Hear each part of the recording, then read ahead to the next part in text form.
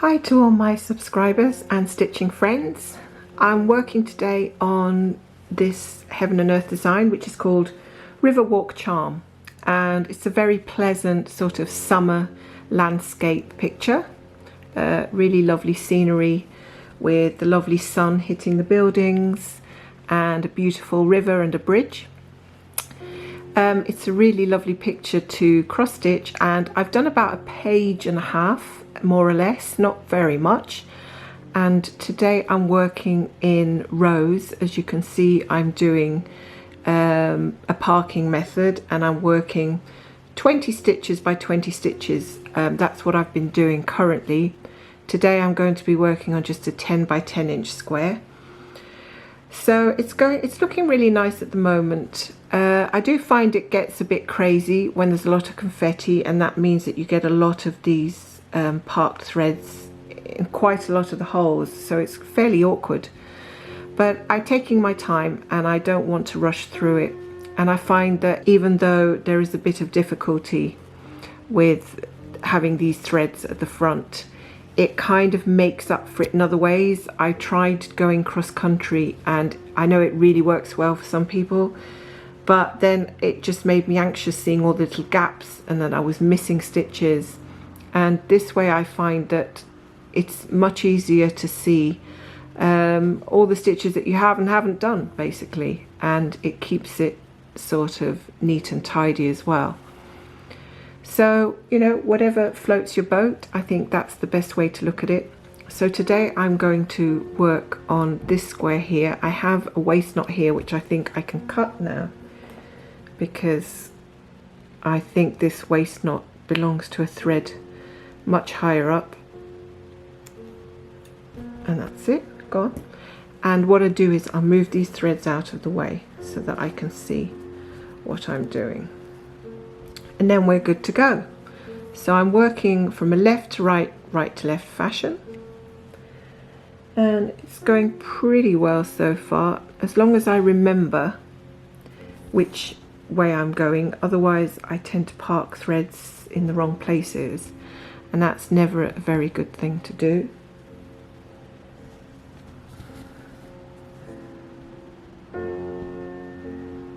Whoops, trying to get the needle into the right hole can be tricky.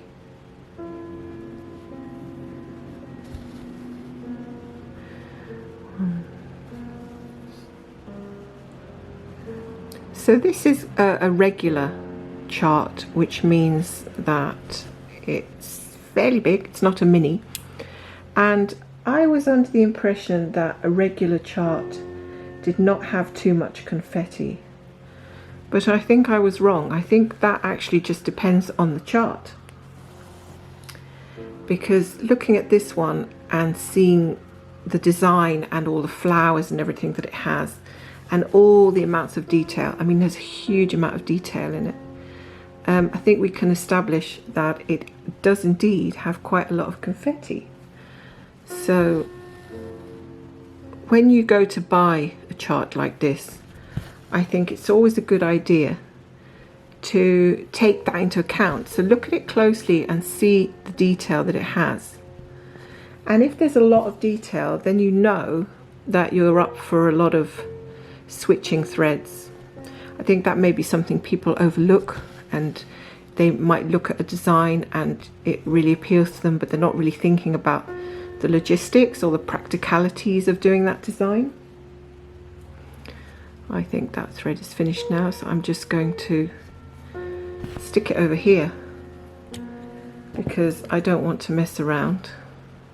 So this thread is going to get covered by other threads here, and then I can snip that bit off. Sometimes that works well and sometimes it doesn't. Sometimes it can get a little tangled with the other things, but really finding a method that works for you is going to take a bit of time, because it basically means you're going to have to try a few different methods, as well as trying a few different fabric counts, of course. So as you can see, if you've never done this kind of design before, oops, something happened there.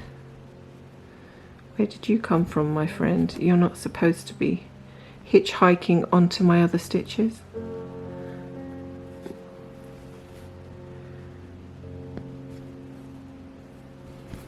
If you haven't done this type of design before, I think you'll see that it requires a little bit of patience. And that's just really how it is. I think that nothing that's of value is going to be a very quick job. You're up for some challenges when you want something that's going to look appealing, attractive, satisfying. But you see, the actual length of time that it takes to do something like this is, you have to compare it to how much you enjoy doing it. If you're really enjoying it and it's relaxing, and I know some people find it really good for their anxiety, then it's very much worth the effort.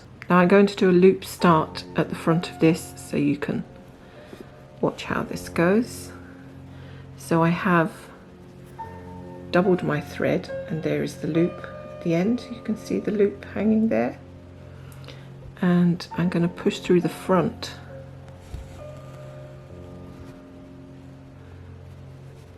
I've got quite a bit of practice with this, so then I'm going to come up and out of my stitch, go into the loop to secure it, and back down the top of my stitch, and that secures it really well without having any threads, any knots at the back.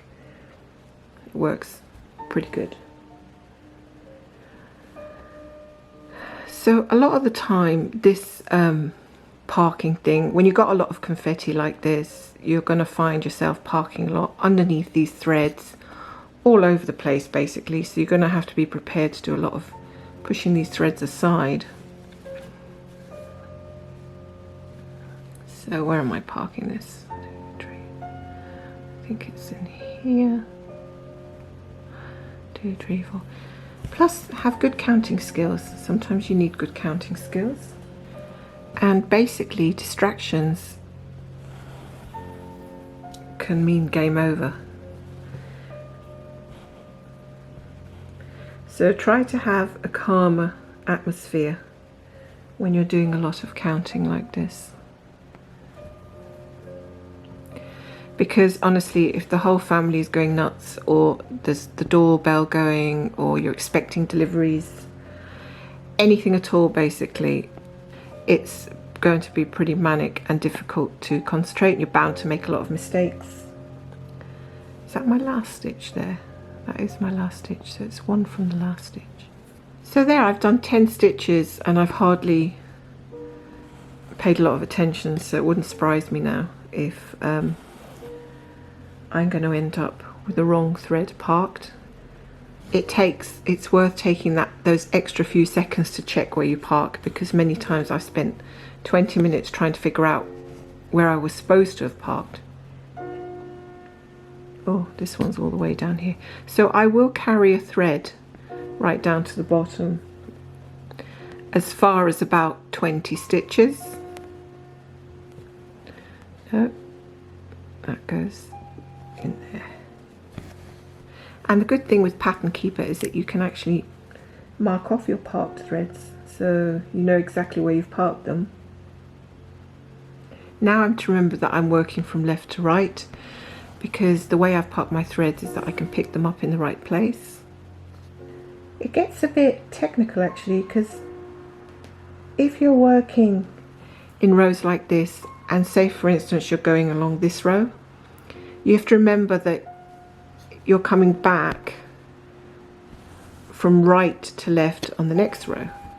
So you're basically coming along here and then going from right to left. So you need to park your threads so that you can pick them up to continue in that direction.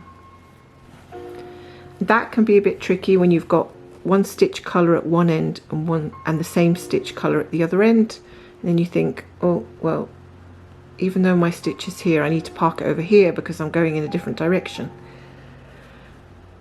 So your brain's calculating many things at the same time. I wouldn't be surprised if it was like one of these brain training things where it's said to be actually good for you.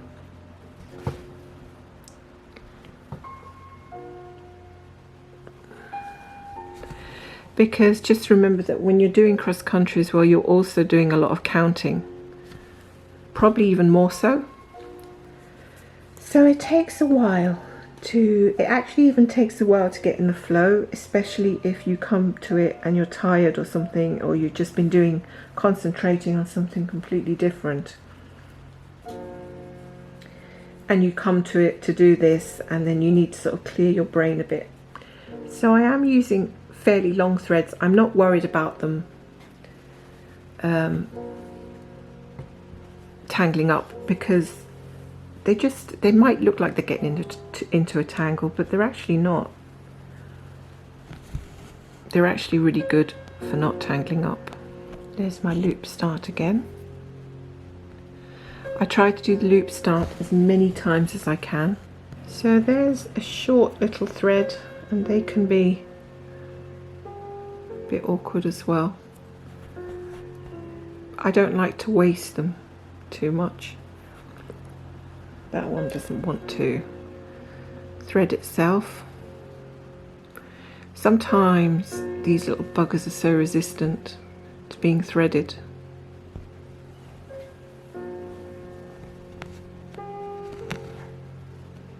I'm not sure I'm going to get another stitch out of that one, but I'm going to go for it.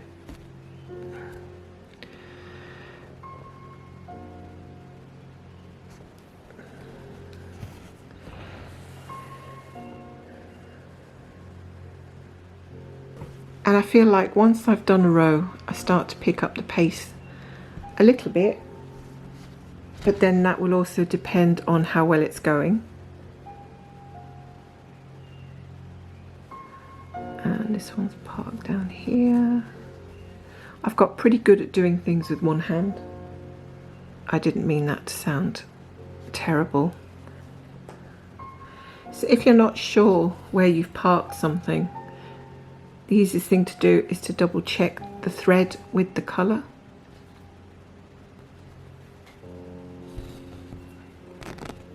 So that one should have been here. Come on, stop resisting.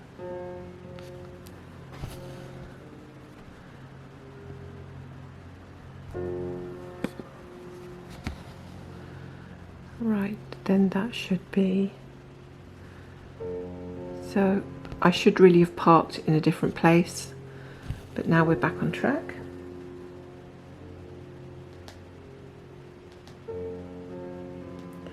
So how long does it take me to do a square? Well, that all depends on interruptions, how much confetti there is. To be honest, once you've got used to the amount of confetti, it's no longer quite as shocking.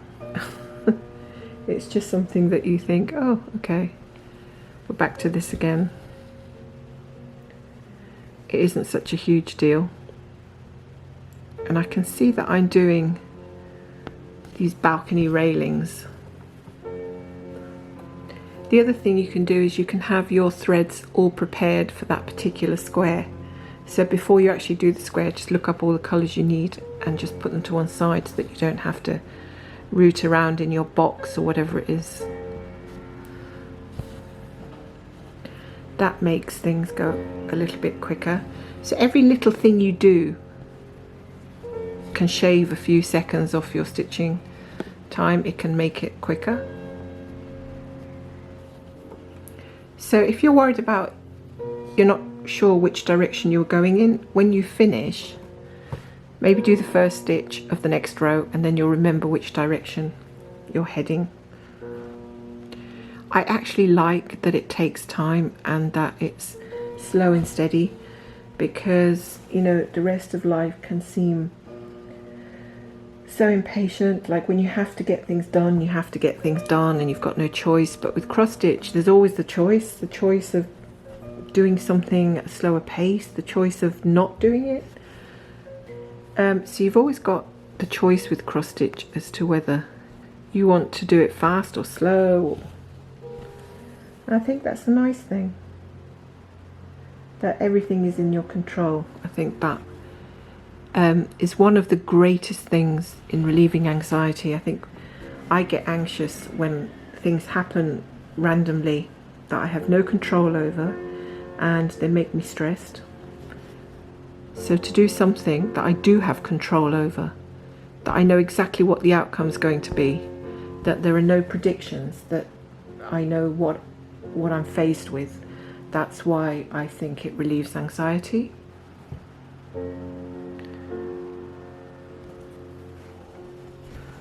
Gosh, there's a lot of one-hit wonders along this row. So threading skills do improve after a while.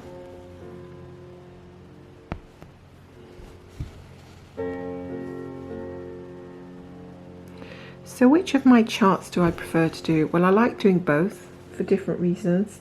They both have a different feel to them. The other one's darker and this is more bright and colourful.